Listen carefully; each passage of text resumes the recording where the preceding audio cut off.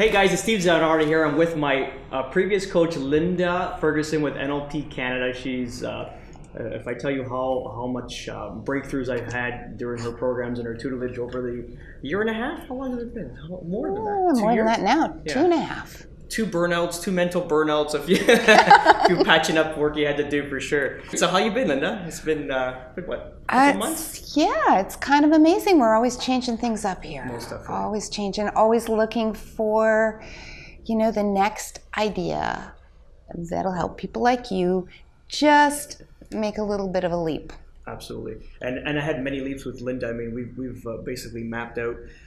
It was great because I couldn't explain a lot of things going on in my mind, and then you were able to extract and make patterns for me to follow to get to the next level in my business, and also what I'm planning on doing now with my development and building process, which was cool, right? Like, how do you go from carpenter and then you go into real estate, become very successful, now going into building and development? So you think it's going to be an easy path, but you need someone to enable you or push you through the next set of gates, right? A lot of it is like making dreams more functional. Absolutely. Dreams are good, but some people get stuck with dreams because they never really put enough meat to the dream.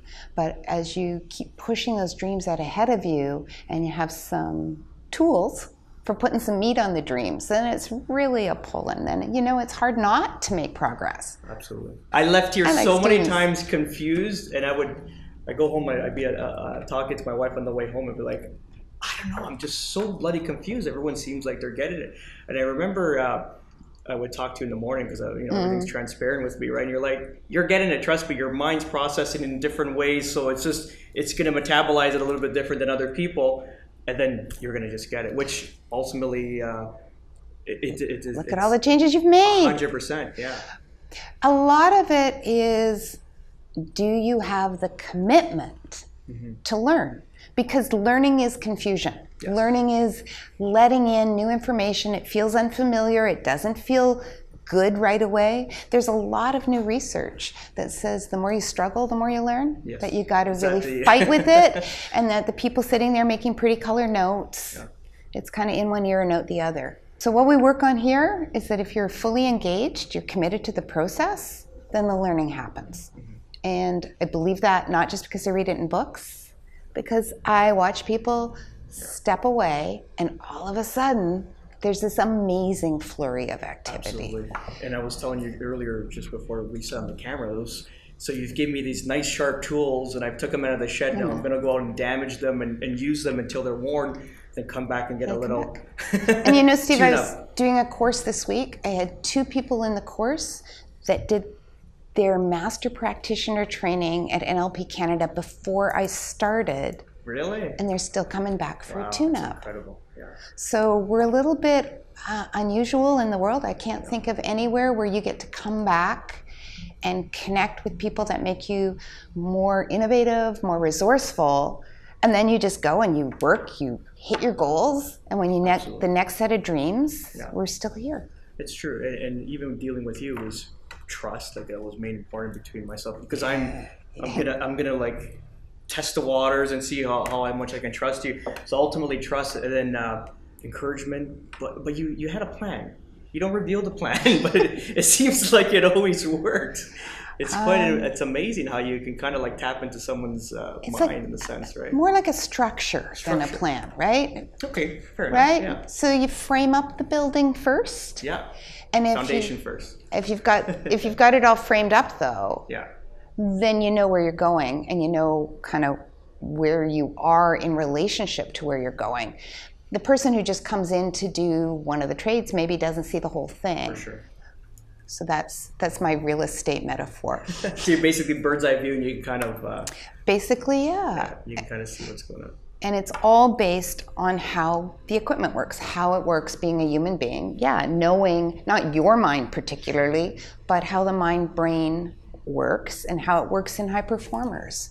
And then just kind of nudging as you're pushing, so that you can make that next level. So I had a big problem with listing and selling higher end properties, because confidence at the end. We grew up, like blue collar family. There was nothing wrong with that, but I mean, ultimately there was levels that we never broke through. So ultimately, I remember we did a drill with what was that gentleman's name?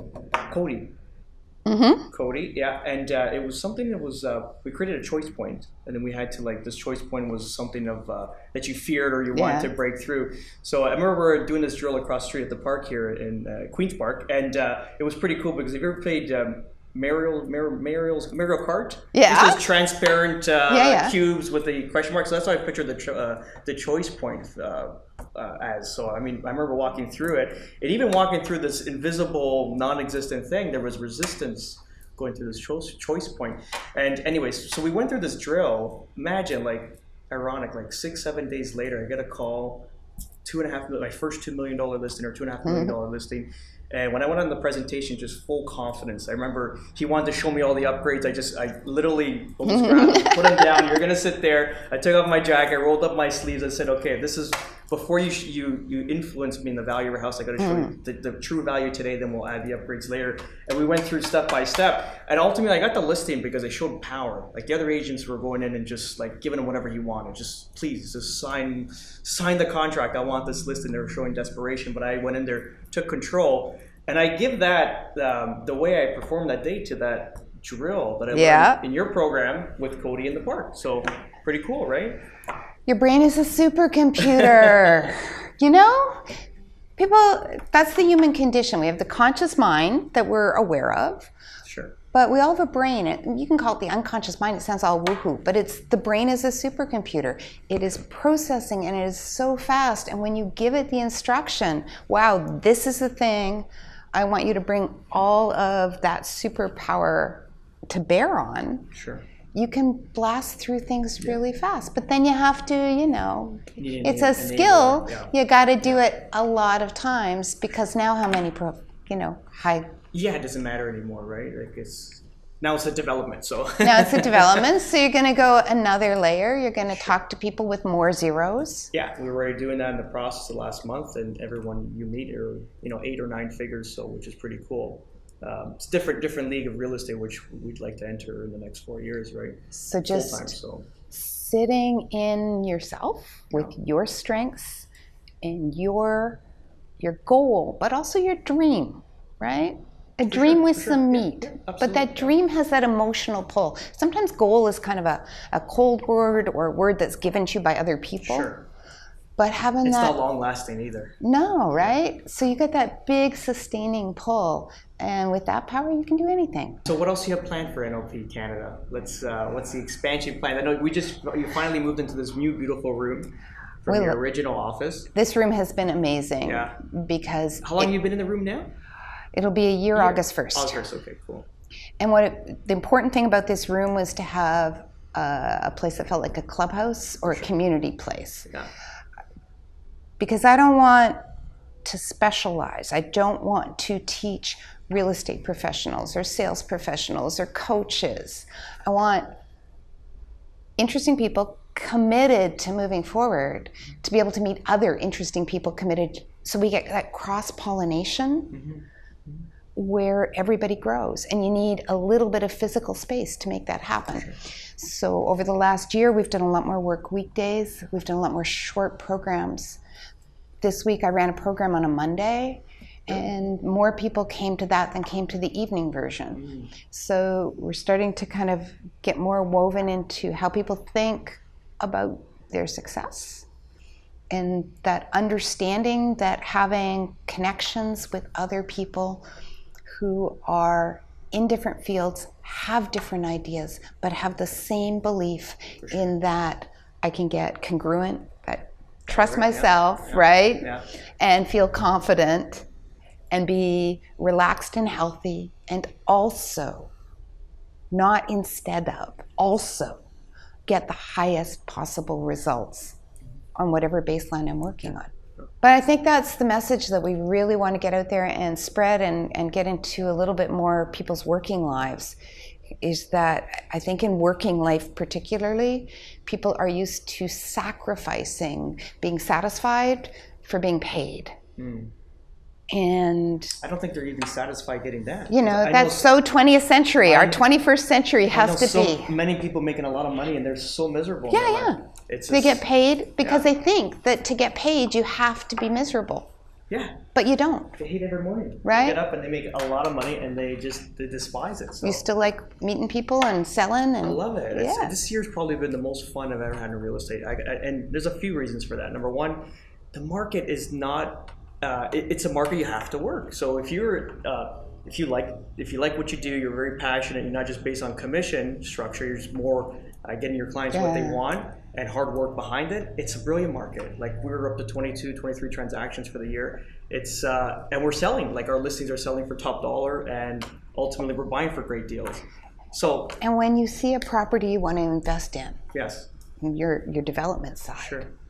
You're not just seeing that property, are you? You're seeing what it could be. Now it's like a whole vision, right? And so how much fun is it to see that sort of diamond in the raw and decide what it could be? I think we had this discussion when we were coaching. It was like, I see some of these, experienced builders, and they can they look at a raw piece of land and envision this thing. So starting to flourish in my mind in a sense, right, where I can start visualizing. Mind you, I haven't broken ground yet. Let's just make that clear. But I mean, ultimately, it's there. I can taste it. But if you never dream it, the chances of breaking never happen. Yeah. Right. Yeah. But right now, just how much fun is it to kind of go through the world and see those opportunities? Amazing. You just need more money.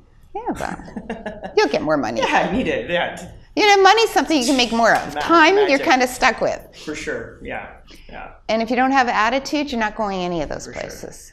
Sure. The day-to-day of what the future holds, we're still growing. We're still open to change. Sure. But the big vision, more people understanding that you can have what you want in a way you want with the relationships around you want. Basically creating your own and that world. As soon as you stop trading off, it becomes possible to have the whole thing. You just build it into the outcome. And I think that's really important. Why do you work so hard? You can total love for what I'm doing. Total sense that this is where I'm meant to be. This is, I always say I'm actually very self-indulgent because I work really hard doing stuff that I think is really important and worth it. And honestly, people say pretty nice things about me here. Why is it important? Why is it worth it? Why? Because I have that sense of connection to the world. And I think a world where people get up and go to work and love what they do and feel that what they're doing is like building a good life. That's a world I want to live in. And it's anything I can do, anything I can find out that lets me help more people have that sense of, living in their skin and really liking it there. For sure. Makes a better world for everybody. And that's where the solutions to the big problems come from. It's quite brilliant, right? Think about it. You fix people around you, like myself, and then I go out fixing as much as I can, and then maybe guide them back to the shepherd and hopefully fix them up, and we can create this whole unity in the world, right, in a sense. Because, the world's got a lot of great and it's got a lot of not so great, and it's got a lot of big problems. And you say, how can I contribute to solving those big problems? Grassroots. And I can contribute by, coming up with a new technology that makes fossil fuels obsolete. That's not my skill set. But I think a world where, first of all, I really believe in work. One of the reasons I work is because I love work, and I think everybody benefits from work. I think when we produce, that's the real muscle of being human. Like, we want to make an impact in the world, and we want something to do. And then making work feel good again, make you feel like a master craftsman instead of somebody who's got to put in the hours. That's pretty huge. And I think everybody can do that with their own work, with their own craft. So I respect whatever craft people come up with, but I really respect people who see their work as a craft that they are willing to work on because they love it. Because if they had a choice of being anywhere in the world, that's where they'd be. And I know not everybody gets to work that way, and there are a lot of people working in organizations that are just toxic. Sure. So helping people own and manage that too but mostly I just love it. Sure. I've been in love with words my whole life, and I feel like here we connect them to experience in a way that's really vivid and alive. If someone had to take something away from this video, like a drill, and again, we don't do any scripts on Chat with Steve. This is like pure rapping from the beginning to the end.